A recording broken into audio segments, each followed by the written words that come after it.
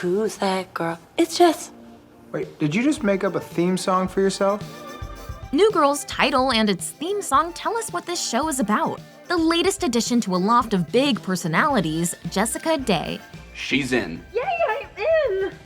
After a major breakup, Jess explores a new chapter of her life, one that centers friendship and fulfillment. But while the show started out following Jess's journey, as it continued, the focus changed. Her roommates became more dimensional, with great development and comedic timing. I'm gonna have to run all the way home. I have my slippiest loafers on. Meanwhile, as Zooey Deschanel's hipster schtick faded in cultural relevance, Jess's cutesy, quirky thing started to feel a little played out. Oh, I didn't know I was doing a thing. It's a great thing. I mean, the big, beautiful eyes, like a scared baby. The longer she relied on this gimmick, the harder it became to ignore the truth of her character. For someone who falls while standing still, Jess has her life deceivingly together. While we're used to watching our main characters try to mature through one core flaw, Jess's defining weirdness isn't something she needs to grow out of. I don't need your help. I like moving slow. I like being weird and taking my time. So instead, she waits for everyone else to catch up with her. I could pretend to be more like you, Jess, and live on a sparkly rainbow, and drive a unicorn around, and just sing all the time. Yeah, I think you should sing all the time. Here's our take on why Jess isn't the protagonist of New Girl, what made her too unlikable to lead for some audiences, and how her supporting role in the series actually led to a show, with ample screen time for other characters who ended up being more interesting. Sometimes I think that I'm just a riddle that, well, even I can't solve.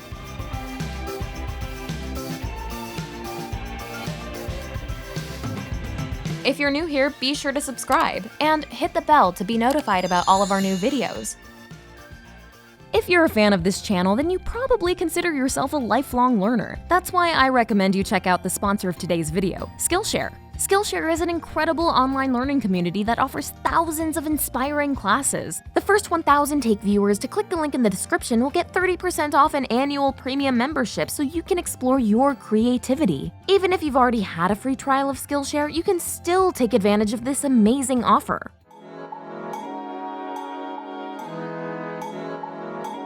When I met you, you were wearing a hat made of ribbons. My ribbon hat. I love that hat. Without watching an episode, most people would recognize Jess from the same traits that Zooey Deschanel became associated with, like her love of vintage fashion, excessive ukuleles, and bicycles with bells. Jess was created during the height of Twee. Have you seen a girl wandering around? Looks like a drawing of a best friend that an 8-year-old would make. The late 2000s and early 2010s were a heyday for everything quirky. They gave us the start of New Girl alongside some of Wes Anderson's quaintest works, and plenty of comedy aimed at the swarm of hipster tastemakers of the time. What a sad little tote bag. I know, I'll put a bird on it. Did you see this bag before? I didn't. Now there's a bird. New Girl's promo relied on this moment, and Zoe's hipster cachet, as evidenced in its tagline, simply adorkable. Also, I like to sing to myself a lot. A lot. Whereas some of Deschanel's other iconic characters were more aloof or mysterious, Jess fits the spirit of Twee too. She's sentimental and quaint feeling, her whole personality feels like a performative throwback. James Parker writes for The Atlantic that the message of Twee is, be as crap as you like, the crapper the better. That's why I liked hanging out with those kids, because they weren't judging me all the time for not crushing it. When Jess feels mediocre or doesn't have her next move planned out, she still feels pretty secure about her fundamental value as a human being. Parker also quotes Mark Spitz, the author of Twee, The Gentle Revolution in music books, television, fashion, and film, that Twee's core values include a healthy suspicion of adulthood, a steadfast focus on our essential goodness, the cultivation of a passion project, and the utter dispensing with of cool as it's conventionally known, often in favor of a kind of fetishization of the nerd, the geek, the dork, the virgin, all of which Jess exemplifies to a T. I'll be like your guide. Like Gandalf through Middle-earth? Fine, I guess I missed the moment when everybody got cool about sex. In retrospect, though, the Twee moment was relatively short-lived. The world just grew tired of everything needing to be quirky or vintage. As quickly as they had become cool, Jess's penchant for the adorkable was all of a sudden annoying in the popular consciousness. In the end, using a fad to create a main character backfired. When Twee went out of fashion, so did the appreciation for a lot of qualities that are crucial to who Jess is as a person. I break for birds. I rock a lot of polka dots. I have touched glitter in the last 24 hours. And the cultural irritation with everything quirky led to her being sidelined in the show. Looks like you make your own jewelry. I'm gonna tell you right now, I don't want to hear about it. Spitz understood the impulse to dislike people like Jess, but asked us to look deeper. There's a level of preciousness to some of these people that you just want to wipe the smile off of their face. It's a true, honest emotional reaction. But that doesn't mean that the people who have annoying tendencies aren't sincere in wanting to make the world a better place. Sometimes I think I was bred in a lab to help people. Some of the hatred for hyperfeminine girls like Jess can border on misogyny. Before Jess existed, Zooey Deschanel had been painted as the real-life example of the manic pixie dream girl, a term that's slightly ridiculous to apply to an actual person as it's used to criticize the unreal one-dimensionality of how a quirky fictional love interest is written, especially by male screenwriters. You know what I do when I feel completely unoriginal?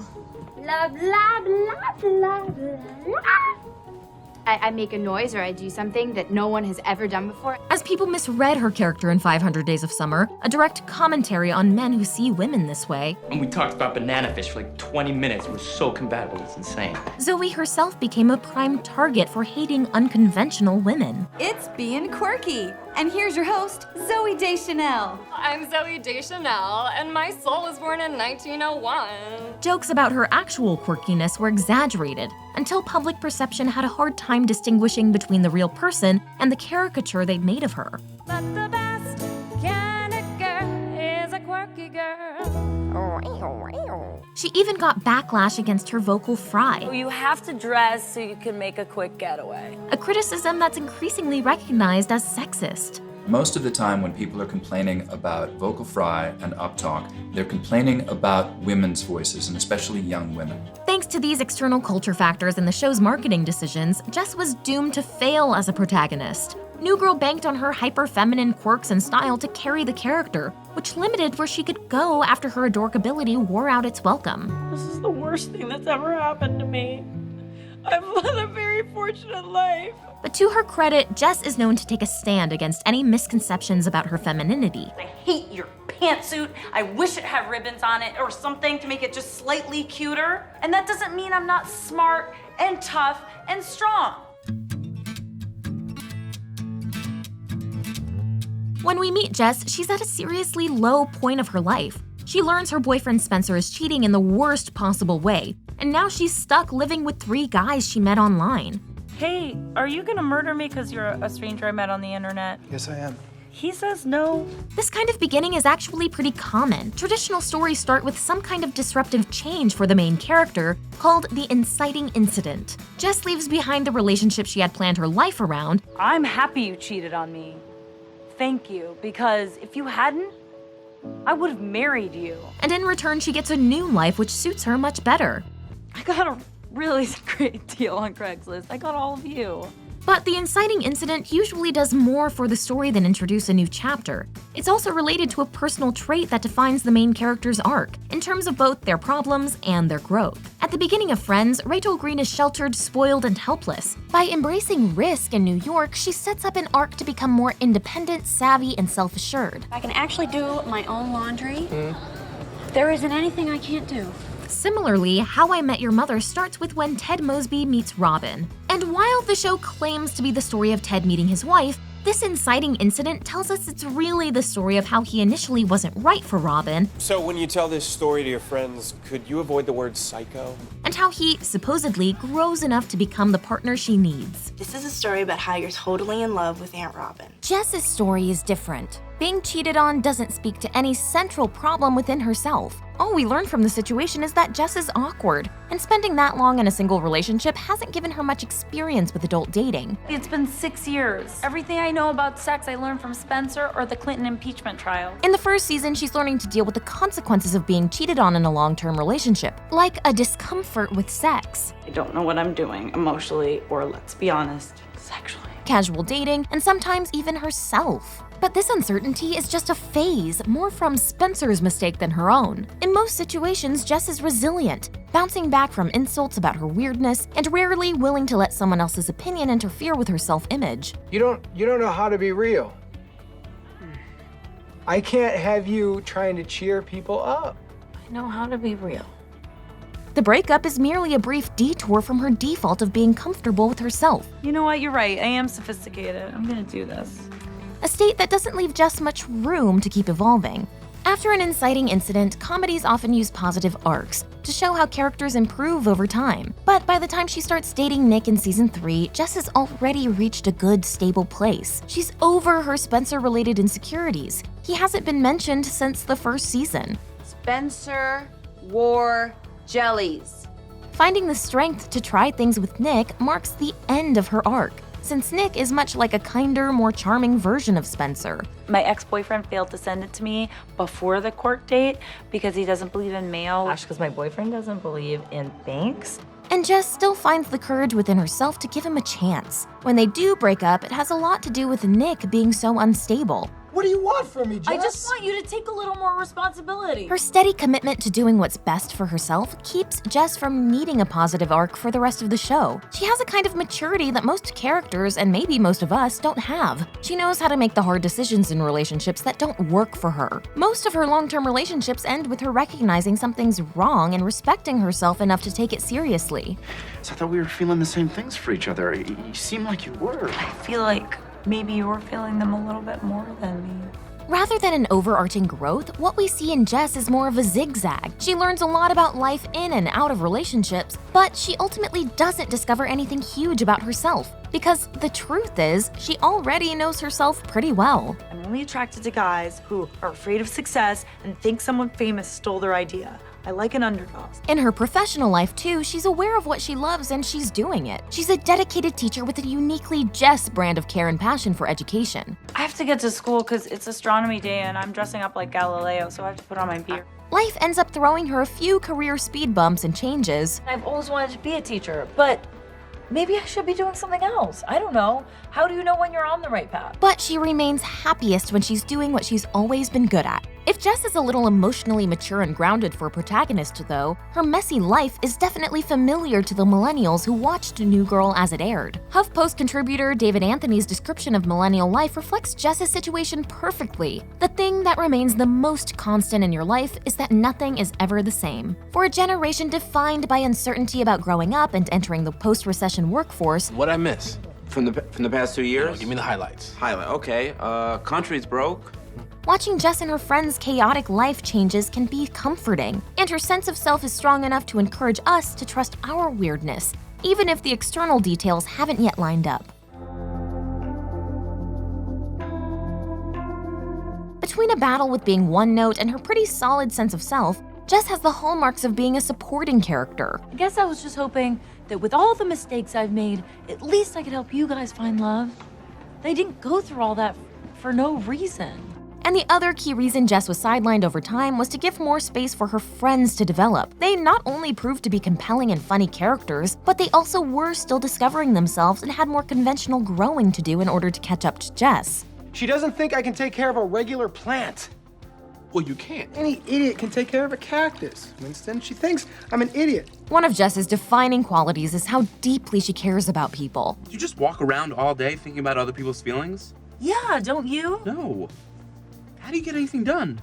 It's hard. So her personality sets her up perfectly to get involved in her friend's business, and she really shines most when she's helping her friends. I'm getting married tomorrow and I look like Mike Tyson. Okay, nothing little cotton balls and olive oil can't fix. In a few minutes, we are gonna laugh about this. As early as the third episode, Jess shows us how well she plays a supporting role by pretending to be Nick's girlfriend at a wedding.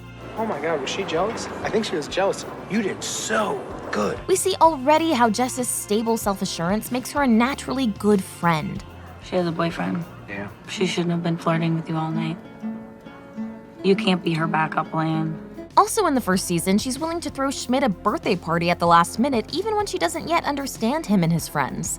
You are not emotionally, mentally, and spiritually prepared to throw these D-bags a party. I'm gonna do some research. And when she needs to, Jess is ready to put aside the quirky gimmick to give out some tough love. You want me to get real and stop being all cutesy and whatever? Fine. Let's get real. You don't do anything. When she's called to jury duty, the joke is that all the roommates are falling apart because of how much they rely on her. Hey, Jess, if one were to put a hammer through a wall, what would one do?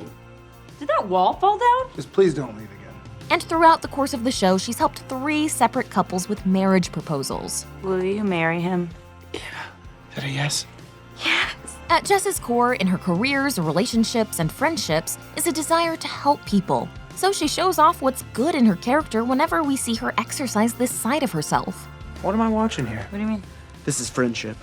Pure, unadulterated friendship. And in the end, she illustrates how turning the supposed star of a show into support for an ensemble can make for really good entertainment. Jess's transition from main to supporting character was gradual, but eventually it was undeniable. She wasn't the protagonist anymore. The Who's That Girl theme song just became a quick instrumental motif. When Zooey Deschanel's maternity leave took Jess off the show for 6 episodes, the show was fine without her by most reports, and some argued better. You know, if Jess were here, she would tell me to just believe in yourself instead and, be positive. For 6 episodes, the show forgot about her hyper-feminine Twee ideal and eagerly shifted to focus on Megan Fox, playing to type as the quintessential cool girl. She's hot, and she's cool, and she's bisexual. Meanwhile, over time, Winston surpassed Jess in quirkiness, providing all the weird friend comedy the show needed. How's my shake? No. Do not go in with 2 hands. By the end of the series, Jess was far from the new girl anymore, yet it's striking that she never lost the qualities that defined her as a person, even the ones other people found annoying. I'm gonna have to go on a craft run, aren't I? I'm gonna need pipe cleaners, glitter, glue, finger paints, and 6 different types of macaroni. In any role at any stage of her life, Jess shows us the ultimate power move. She never stops being Jess. I'm about to go and pay this $800 fine, and my checks have baby farm animals on them. This is The Take on your favorite movies, shows, and culture. Thank you so much for watching and for supporting us. Please subscribe and never miss a take. Thanks so much to Skillshare for sponsoring today's video. Inspired by Jess's crafting hobbies, I'm checking out Anne Briggs's Skillshare original on woodworking for beginners. Starting with safety, Anne's class will take you through the entire process of creating your own customized spoon. This class is super approachable and covers everything from learning to source wood outdoors, choosing the right wood for projects, and designing in 3D. Right now, Skillshare is offering our viewers 30% off an annual premium membership. But that's only if you're one of the first 1,000 people to click the link in the description below. So join today and jumpstart your creative journey.